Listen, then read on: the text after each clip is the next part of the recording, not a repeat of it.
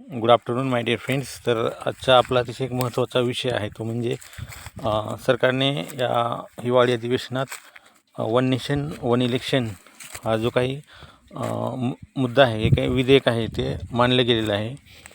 तर या विधेयकाबद्दल असं एक मत मांडलं पाहिजे की या विधेयकामुळे जे काही आपल्या देशामध्ये जे काही 28 घटक राज्य आहेत, तर त्या सर्व राज्यामधील आणि केंद्रशासित प्रदेशामध्ये एकमत बनलं गेलं पाहिजे.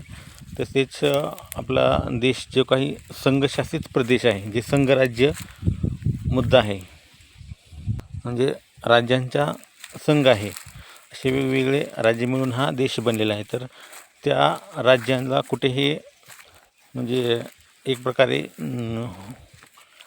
म्हणजे लोकशाही एकदम बळकट झाली पाहिजे, लोकशाहीला कुठेही बाधा येता कामा नये. तसेच केंद्राचे जे काही एकाधिकारशाही ती राज्यावर लादली गेली जाऊ नये.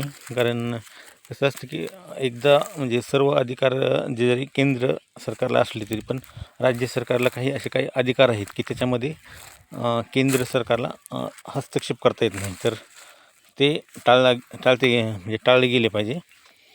राज्यांचे जे काही अधिकार आहेत ते अबाधित राहिले गेले पाहिजेत. त्यांच्या अधिकारावर कुठेही गदा आणता कामा नये किंवा बाधा आणता कामा नये. कारण आपला देश हे सार्वभौम आहे. इथे वेगवेगळ्या प्रकारचे वेगवेगळ्या जाती धर्माचे पंथांचे लोक राहतात. त्याच्यामुळे इथे एक प्रगल्भ अशी लोकशाही टिकून राहावी. तसेच या विधेयकामुळे कुठेही राज्यामध्ये एक म्हणजे संघर्ष पेटू नये. तसेच जे काही मुद्दे असतील ते सर्व योग्यरीत्या सोडवले जावेत आणि म्हणजे